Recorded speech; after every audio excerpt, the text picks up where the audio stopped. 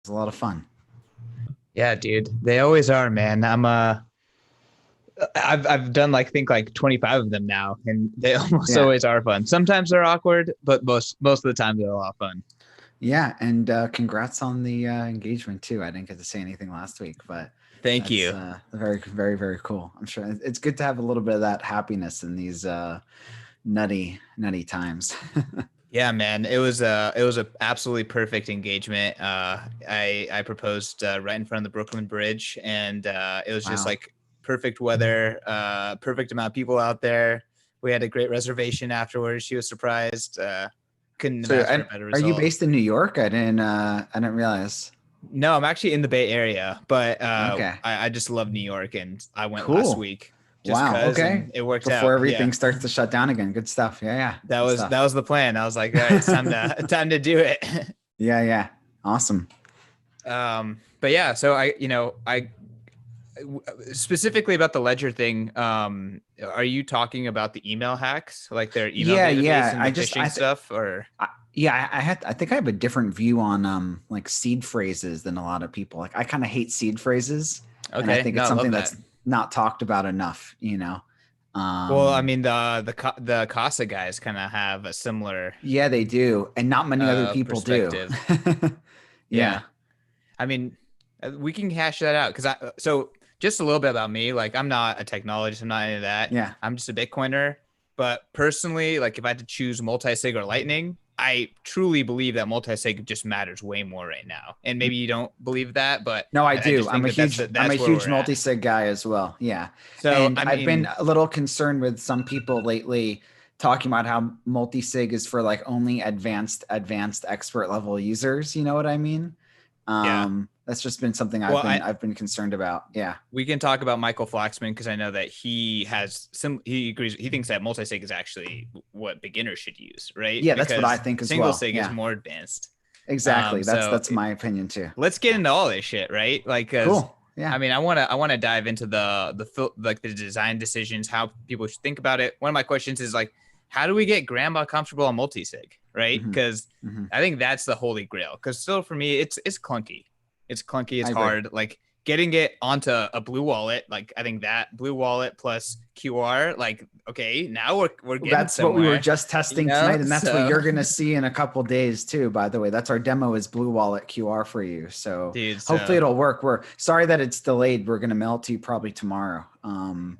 But oh, I'm ready and I waiting. got this thing right here too. It's a little shiny. Let's go. It's beautiful, man. Yeah. Thank you. You guys Thank did a you. great job. Thank you so much. Yeah.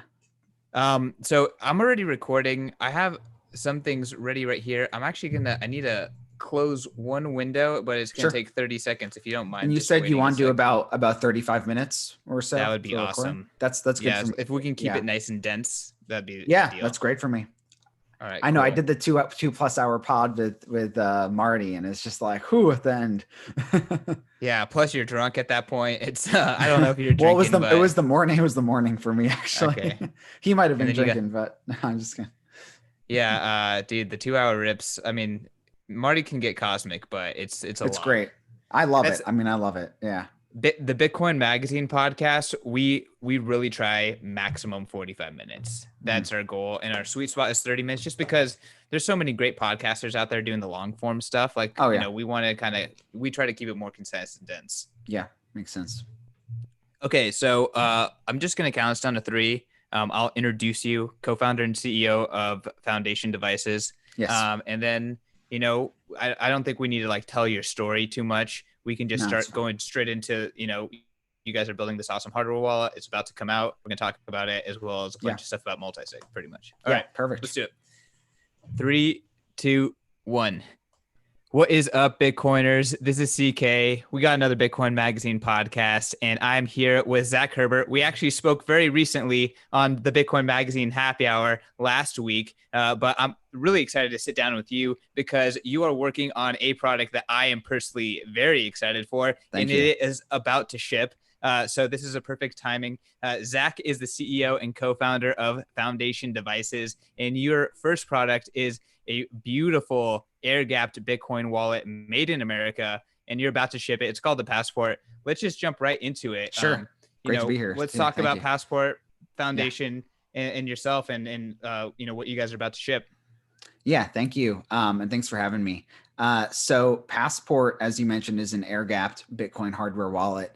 And it's, our goal is to kind of make it like the iPod of Bitcoin hardware wallets, where it's something that is more accessible to new users and advanced users, and basically anyone that is interested in transacting with Bitcoin, especially multisig users. And we're going to talk more about that. And Foundation Devices is a new startup that we founded back in April of this year. Our goal is to build what we're calling the open hardware foundation for Bitcoin and a sovereign decentralized internet. So our main thesis there is that Bitcoin needs to be built on an open, transparent hardware foundation. And pretty much all of our hardware today, think iPhones or like, your Windows computer or anything like that, it's all built on very closed source proprietary stuff. And that's dangerous because when you're running Bitcoin, you want to know what every single, level of the stack is doing. So if you believe that, open source software is important to Bitcoin, then you should also believe that open source hardware is important to Bitcoin. And not many companies have really tried to take, like a Apple level approach to design and then also combine that with open source. Usually you see open sources for like the super techie stuff or developer oriented stuff. We're trying to bring open source hardware to the masses.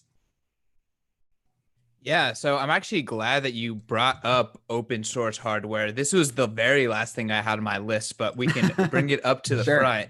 Sure. I think that Bitcoin is this incredible incentive that really aligns things that have been out of whack in the world. And I think that goes to energy production. I think that goes to sovereignty of finances and distribution of wealth. I think that goes to the hardness and robustness of our physical our hardware, right? Yeah. And there's a lot of leaks in our hardware, and there's a lot of issues, and there's a lot of like black boxes in pretty much every piece of hardware that we use. So I'm very interested in what you like, where do you see Bitcoin kind of fitting into this? And I mean, you kind of did talk about now Bitcoin exposes this vulnerability, and we need to be storing these digital pieces of data very, very securely in a way that but I guess can you talk a little bit about that incentive, and where do you think Bitcoin drives hardware in the future? Yeah, I think Bitcoin fixes this is the answer for everything, right? But then definitely for hardware as well. If you think about something like a credit card, there's a chip inside your credit card. There's chips inside credit card terminals. Basically like our entire financial system today is built on trusting other companies. The worst case scenario, if something is wrong with the chip in your credit card, is that the credit card company undoes that transaction for you. Obviously, in Bitcoin, you don't have anything like that. And so if there is any flaw, if there's any vulnerability in the hardware, you could have funds at risk. And so I think it just aligns the incentives where you have to be more open, you have to be more transparent, you have to be more auditable, so that other people can look at your work. And you don't want to do any of the security through obscurity stuff. And this is a huge problem in hardware. I think a great example lately is every T2 chip, which is the security chip in like every modern MacBook and Mac computer for the last 2 years or so, it's like completely broken and there's nothing they can do to fix it. And so hardware is like really difficult because once you ship it, you have a very limited number of things you can do to patch things. And so just the incentives of building in the open and having that transparency become really important because you're storing people's money. So speaking of, making this stuff as clean and transparent as possible, you guys effectively went through every single hoop in order to achieve this with the components that create the passport. Can you talk a little bit about that? And my personal favorite is actually the screen, but can you just kind of walk through, how you guys achieved this open source dream? Definitely. And there's still a lot more to achieve, firstly. So it's a multi-year process to do what we want to do. We have to be a much larger company, but we figure we do as much as we can for the first gen, and then we continue to building it better.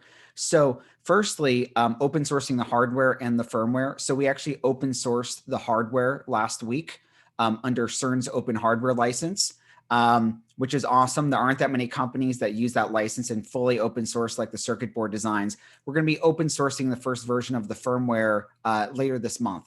So we're really excited to get that out there. Then from a component perspective, there's a lot of components that go into a device. A really common component, like you mentioned, is the screen. And what most people don't realize is that today's screens pretty much all have chips inside of them. There's a chip inside the screen itself, and then there's a chip in the touch panel, because most screens today are touch screens. And so, we kind of approach this project building Passport as we want to minimize the number of, we want to eliminate any unknown code on the device, and we want to minimize any number of silicon or chips that we have to trust from third parties. We want to know what everything in the device is doing. And if we're buying, we don't want to buy a screen from some sketchy supplier in China that comes already with a chip embedded in it where we don't know what it does. And so for Passport, we sourced a really cool screen from Sharp that does not have any chip inside of it. And so it actually ends up looking like a little bit older. It's black and white. You can actually see, I got it, I got Passport. Yeah, show up the here. video.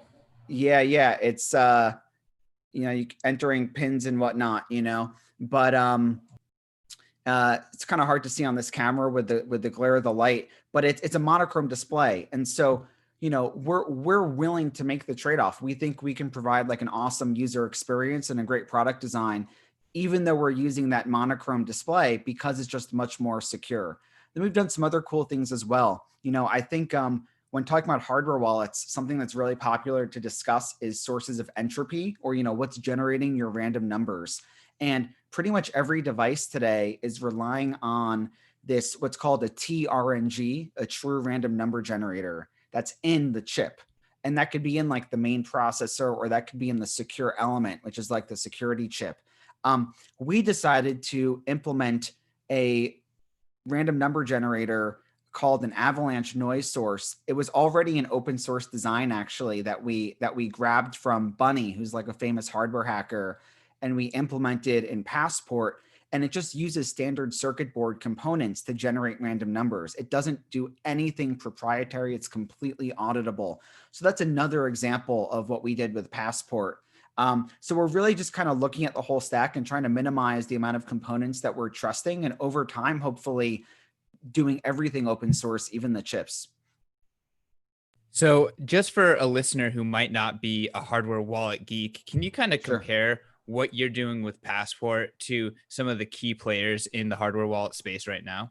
Yeah, definitely. So I think the key players in the space are Trezor, Ledger, and Coldcard. And on the Trezor side, they are great with open source hardware. So the whole Trezor stack is open source.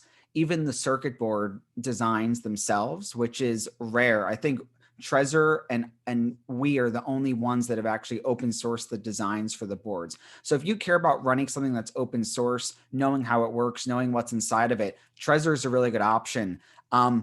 The downside, though, is they don't use any kind of secure element chip, a security chip. And so it's really easy to extract the private keys. You can do so in like 15 minutes in a lab setting with commonly available hardware. And so if you're using a Trezor, it's really important that you use it either in a multi-sig setup or with a strong passphrase. Ledger is really closed source. There's apps on the device that are open source, but the operating system itself is closed source. The operating system actually runs on a proprietary security chip. And so you, as a user of Ledger, have no insight as to what it's doing in the back end. And so that requires you to really trust them. And then Coldcard, I think, has the best security model by far.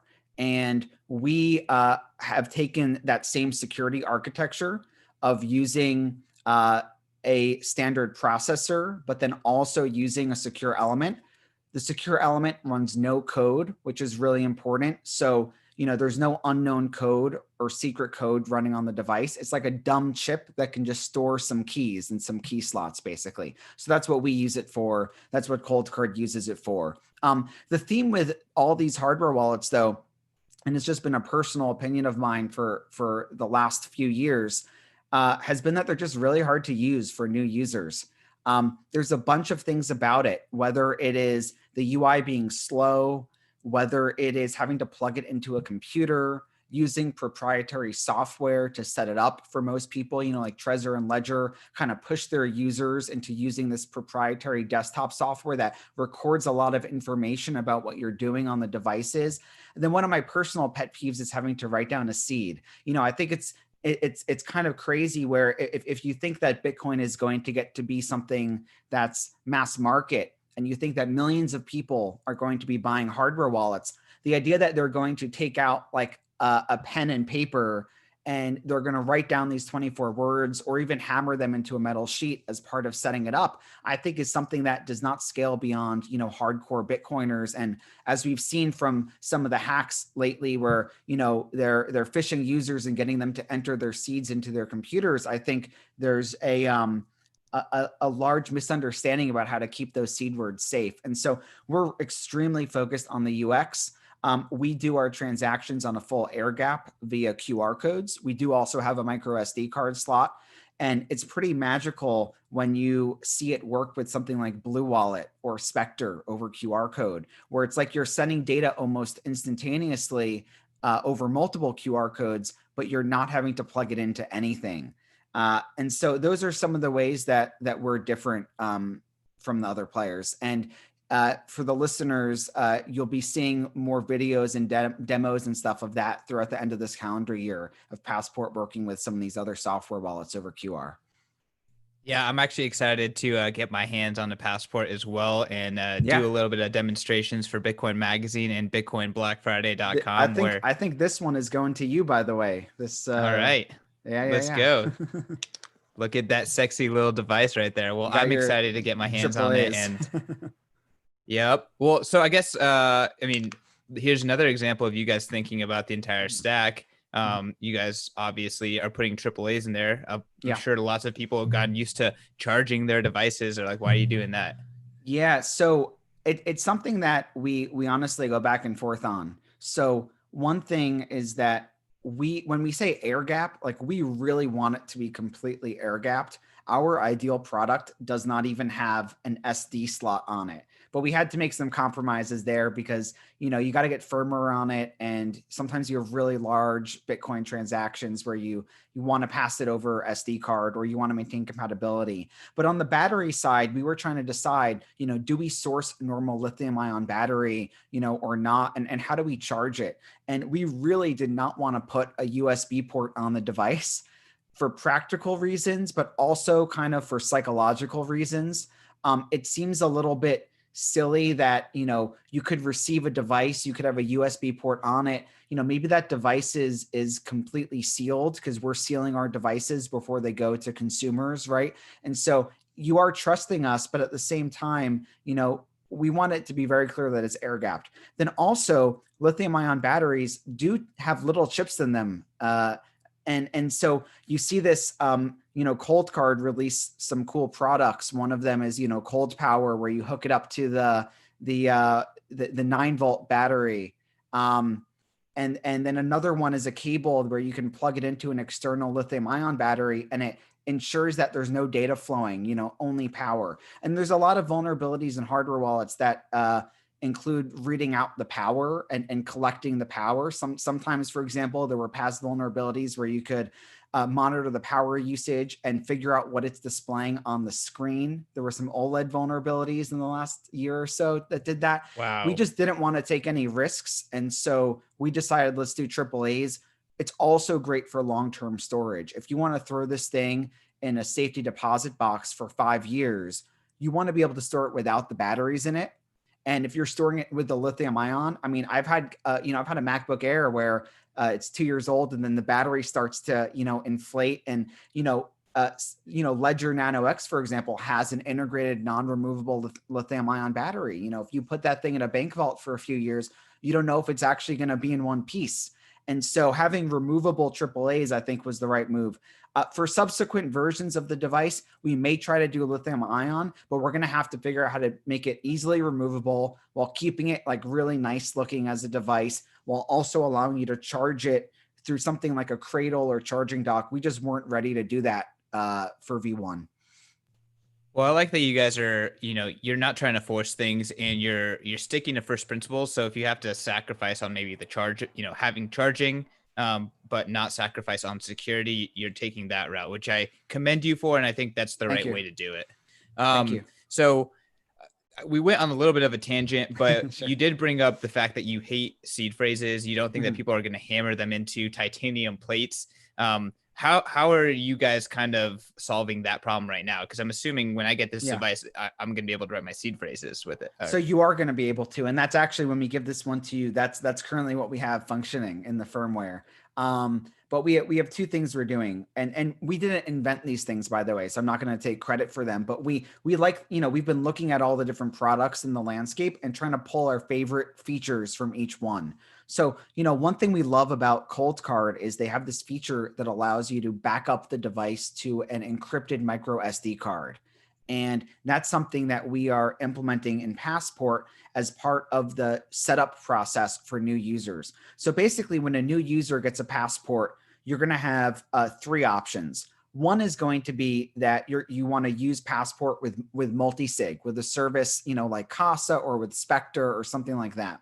And if you're using Casa, they specifically instruct their users not to write down the seeds. Currently on hardware wallets, I think most of them, you cannot actually skip the process. So you have to write it down and then you have to like rip it up. I know I've like dissolved mine before and like in a sink with like cleaning solution and whatnot. It's all these kind of ridiculous ways because I didn't feel comfortable shredding it. I think maybe burning it would probably be the best, I've best burnt answer. them before. Yeah. After hammering them in, I've burnt them.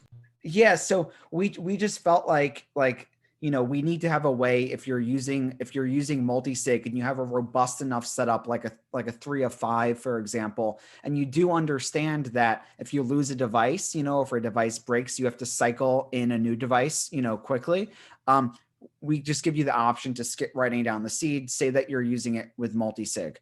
The other option is that you just back up the device directly to a micro SD card. And I can actually grab a micro SD card out of my computer here. What's cool about Passport is that the micro SD card just plugs right into the top here. So, no having to like go around the back, no having to take out the battery. It just plugs right in. And we are providing 2 industrial grade micro SD cards with every purchase.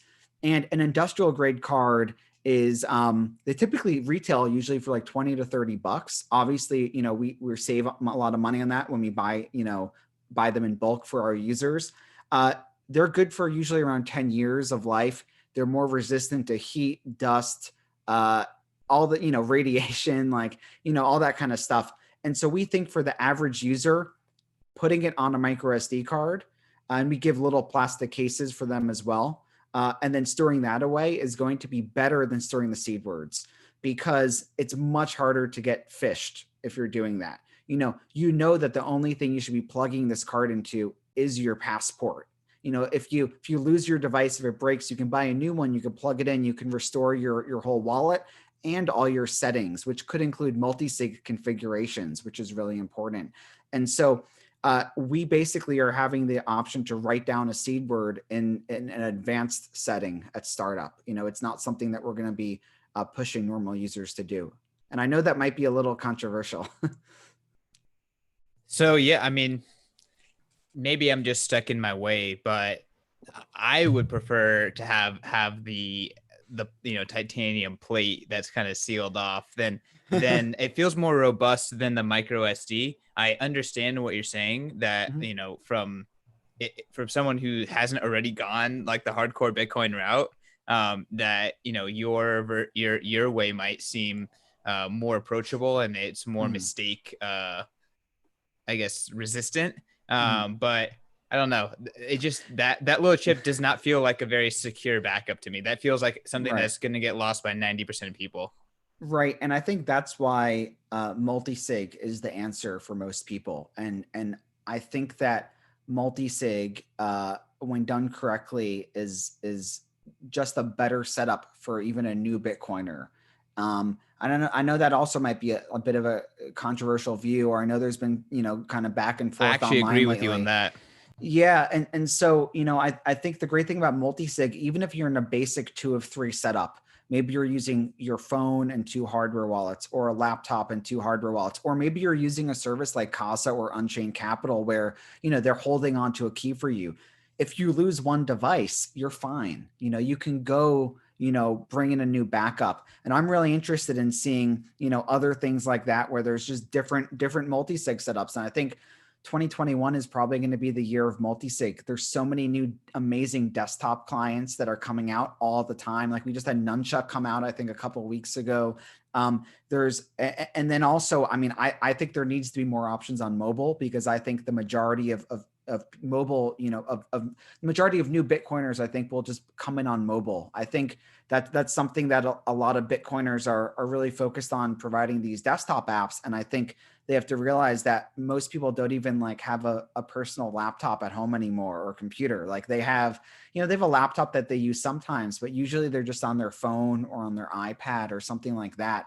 And so I love like what Blue Wall is doing, where their multi-sig product is currently in testing. We've been testing Passport with Blue Wallet. And so our recommended demo for you is going to be just single sig Blue Wallet, where you pass the QR codes back and forth. But we're going to be adding on the multi-sig and other features over the next couple of weeks and testing those. And yeah, it's just really exciting. So I do think we should be pushing new users towards multi-sig. And with regard to the metal stuff, yeah, I mean, if you want to, of course, you'll be able to view the seed words it's set up, and you'll be able to hammer those into a steel plate if you want to. But when we are thinking about designing products, we're thinking about how do we design a product that we can sell to a million people, like a million new Bitcoiners. And if we were encouraging or bundling in like a metal seed backup thing, I don't think that's something that we're going to get people to be able to do. I have a very practical, view on it. Yeah, for sure. Maybe the metal is for advanced users. So I guess let's talk about multi-sig for beginners versus single sig. You've said many complimentary things about Cold Card. I've actually interviewed Rodolfo at the same time as Michael Flaxman, and they had, Michael Flaxman's in your camp saying beginners should use multi-sig. Rodolfo said, no, just let's take a step back. There's so many things that can go wrong with multi-sig. Yeah. Just get a cold card, get a cold steel, start there, and then upgrade your Bitcoin storage as you get more Yeah. Bitcoin and learn more.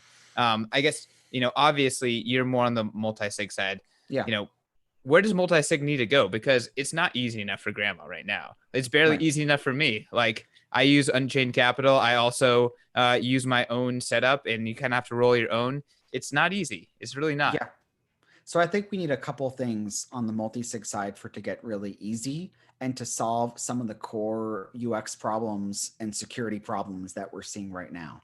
I think one is you need more user friendly apps. I mean, I know that's kind of a stupid, like very low hanging fruit thing to say, but things like Casa have been working on this for a long time. Blue Wallet is looking like it's going to be really excellent. Spectre is a little bit more complicated because you have to connect it to your own node. But once you do, and if you're using something like Umbrel or any or MyNode or any of these things, it's relatively easy to connect up. It's pretty easy to use. So first, you need some user friendly apps. The Electrum stuff back in the day was just too complicated, and so yeah, exactly. So Electrum that's is the too first thing. complicated for large enterprises. Straight up. Yeah, yeah, and there's security issues there as well, with most people just relying on someone else's Electrum server, and there's been some bad exploits there. So the other thing that I think you really need is you need a way to really quickly transmit data back and forth from these products, and so QR codes are really magical, and everyone will be seeing more videos of how we've set it up over the next several weeks. Kobo has done some work on that front as well. there's this growing standard that Blockchain Commons has created, which is called the UR standard, for basically breaking up large amounts of data into multiple QR codes. The beauty of that is you can do things really quickly. Like you can, send data back and forth in a few QR codes for a transaction. And, you can also do things like, address verification, which is the third point, which I think is really important. When you do multisig, you have to be really careful. You have to verify every time you create a new receiving address, you have to verify it from one or more of your signing devices, because you may trust the multisig setup, but maybe you're using software that's been compromised and it's giving you a receiving address that's belonging to, an attacker, right? Or someone else. And so it's kind of annoying to verify receiving addresses now. I don't think it's supported with Ledger. Trezor, you got to plug in USB. With Cold Card, you're typically scrolling through an address explorer. You're passing micro SD cards back and forth. The ability to just quickly scan a QR code of the address and then get a thumbs up from your hardware wallet that address belongs to your multi-sig signing setup is really, really important and helpful. So I think when you combine these things, right now, the biggest issue for secure multi-sig is you want to be able to import that multi-sig configuration into each of your hardware wallets so that they can verify addresses and verify that all the transaction details are good. Casa is not there yet, right? And so there's some services. I don't think Blue Wallet's going to be there at launch either. Spectre is there. So we're going to have to see a lot of improvements to these, apps over the next several months. But I think by the end of 2021, they'll have all those core security features. We'll have a standard for communicating with air-gapped hardware wallets, and it's going to be really fast and easy for normal people to get up and running. That's really exciting. I mean, I just have put in so much work into getting my multi-sig right, and yeah, it's it's just far from grandma. But at the same time, I feel like these things they move in orders of magnitude, and there couldn't be a nice cell phone wallet that does multi-sig because most iPhones don't take a micro USB chip, and there was no air gapped options really available till Kobo came out, and now right, and now you guys. So right. I mean, as this stuff gets developed, the path to better UX is definitely becomes more clear. But Yeah. At the same time, I think the biggest constraint for Bitcoin is getting everyday people to be able to grok the tech and be able to use it securely. Yeah. And I think so, just with regard to like my biggest complaint with single sig right now, look at the Ledger phishing stuff from the last couple of weeks. I think that's the biggest complaint. I think it speaks for itself, where there's always going to be some percentage of Bitcoiners where they buy a hardware wallet, they write down their 24-word seed, and then they stash that away, but they don't actually understand what this seed represents. And it's really easy for Bitcoiners who've been around for a while to say, you just need to drill into people's heads, don't ever type your seed into a computer. But some of the UX for these hardware wallets actually does include typing your seed into a computer. Like for Trezor and Ledger for the restore. You don't have to do that. They have more advanced options where you can do it with mashing the two little buttons on the device, but which is crazy UX, I think, in a not so good way. But, I don't think it's enough to say, don't ever type your seed into a computer. I think that we need to have some kind of protections where even if some user is tricked into typing their seed into a computer, or maybe they think they're safe because they're using a passphrase, but their passphrase is like HODL, and they don't realize that you have to have a very, long, secure passphrase, which I can't even imagine how many passphrases are like 4 to 6 letter, common words, right? Which can be brute forced in almost no period of time. And so that's my biggest complaint with single sig, which is there's always going to be some percentage of users that get phished or tricked, or they download the wrong software or something goes wrong. And you have like an order of magnitude increase in security if you need, to hit two of their devices, or, 3 of their devices, or so on. Makes a lot of sense. I mean, ultimately, it just really depends on how advanced the user is, but if you were to get, mom, dad, grandma to self custody, you would want them to be in a situation where they were protected from any catastrophic error. They should be able to have at least one catastrophic error. Right. Because if it's a situation where you can't make a mistake, then that's a tough situation to be in. Right. And I know a lot of Bitcoiners avoid that by not having all their coins on the same seed, or having a seed and then coins a different passphrase. That's something I used to do. I thought I was so sophisticated with my, Trezor and two passphrases back in the day. Right. And that's complicated.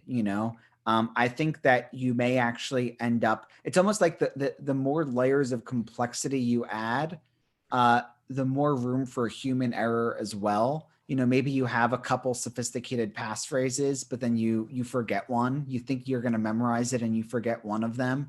There's a lot of things like that can go wrong. And so I do think it's important to protect people from mistakes. I also think there's an angle that I haven't really heard much about, and I've kind of thought a lot about it based on what River is doing now, because River has actually added a hardware wallet integration in beta to their exchange. And privacy concerns aside, obviously we care a lot about privacy. We want people to have their own Bitcoin and store it themselves, and be able to not have an exchange knowing where all their funds are going, or the chain analysis companies. But a lot of people are comfortable trusting their exchange, like River, for example. And right now with that, you can withdraw to your hardware wallet, and you can see your hardware wallet balance in the exchange, because they know what the XPub is. And so I think there could be a really interesting middle ground between withdrawing your funds completely into cold storage versus just keeping them on the exchange. I think if we can convince exchanges to allow for withdrawing your coins into your hardware wallet, but still being able to manage the hardware wallet from the exchange, where the exchange can, see the coins, but they can't touch them, or entering into some kind of joint custodial relationships where your exchange has a key, you have a key, that you have some protection in case they, maybe go out of business or something. I think there's a lot of interesting things that can be done there. I know Unchained Capital offers 2 or 3 setups for their loan product where, they hold a key, and then a third party that you both kind of trust holds a key, and then you hold the key on your hardware wallet. I think there's a lot of really interesting setups that we need to be experimenting with to try to get users to at least take partial or full custody over their coins. I think my biggest fear is that Coinbase custody holds 2 million Bitcoins by the end of 2021. Well, if we want to sink a huge whale in that front, we just need to convince Barry Silbert to do something different with the GBTC, because he's definitely custodying that in Coinbase, and Yep. that's the 80-20 right there. So it's too dangerous, I think, for the whole industry. Yeah. Okay, so let's talk figuratively. Obviously Unchained Capital is trying to provide these services, cold storage that is Bitcoin first, Bitcoin native, multisig. What is it going to take for someone like a Michael Saylor, a GBTC, one of these, maybe the future Bitcoin ETF, to be in self-custody, to not be in a fully custodial exchange service? Yeah, to be honest, I don't know if we're going to be there in the next several months or beyond, right? I think we need more. How about years? Let's not talk about months. Years. Yeah, years, definitely. I think we're going to need more mature, more open source, trustable, enterprise grade security hardware that is using, PSBTs on the back end, using these just standards to do multisig and be able to form transactions, then approve them for multiple parties, kind of roll keys on and off. I know a lot of companies and other groups. I mean, typically these exchanges are using HSMs, hardware security modules. There's different vendors that make HSMs. They're typically extremely proprietary, and there are things that a vendor will have to, you have to pay millions of dollars to the vendor. They'll have to come install it and provision it on site. It gets very complex, and I think very proprietary and not repeatable. I think it'd be really cool if there was some, open source enterprise grade hardware that could essentially act as like their wallet that's managing large numbers of signers, each one using some kind of open source hardware device like a Passport or something else an array of devices that are just PSBT compatible. Because you can imagine if like you're in an organization and every employee has something like a Passport, and the lawyers and accountants also have these devices, right, that are just like PSBT signing devices. And if you are open source enough with the hardware and the firmware, and it's been audited enough, and a lot of people have looked at it and everything, and it's running Bitcoin Core, as the wallet and all that, I think you may be able to create some different thresholds and different, signing schemes where you can, maybe even doing things with like time locking Bitcoins and stuff like that, where you can create an arrangement where it looks a lot like an HSM that these custodians would purchase, where there's different like policies enforced. I think that's how you get there. I would love to be able to make that kind of hardware down the line. I think you also end up probably wanting to use things like FPGAs, which are like programmable chips, where you can actually open source you can essentially open source the chip itself. Like you can open source the machine code for the chip so that there's no black box components in there. So I think that's probably what would be really interesting to work to, like a rack mountable type, like a wallet type device. I think would be really cool. Yeah, I mean, something you put in the server room that's exclusively your key signing device. I mean, maybe it's just a service that all these cloud services also have these kind of devices within their infrastructure. Zach, it's been awesome kind of getting to pick your brain on these topics. I mean, obviously you spend tons of time thinking about it just because that's what Foundation does. I'm loving what, the product looks like, and I'm excited to get my hands on it. I guess if you have one last ask for the audience, what would it be, and where can people learn more about you and the company? Yeah, definitely. So you can learn more about us at foundationdevices.com. Our promised ship date is March 31st for Passport. We're currently selling it for pre-orders online. You can always cancel that order for a refund if you like change your mind before we ship. So there's no pressure there. So all that's at foundationdevices.com. You'll be seeing more about Passport in some tutorial videos and walkthroughs and early access stuff. We'll be sending out one to Bitcoin Mags very, very soon. And our goal is just to talk about the device and get feedback and just show off to the community where we're headed. And our goal is to sell the first 1,000 Founders Edition units by the beginning of next year or so. But yeah, thanks so much for having me. This was a lot of fun. Absolutely, man. And for everyone listening, you know the drill. You can find the show at Bitcoin Magazine. You can find me at CK_snarks. Make sure to give Zach a follow. Make sure to check out Foundation Devices. Make sure to share the show with your Bitcoin friends out there. We appreciate it as usual. All right, y'all. Peace. Oh.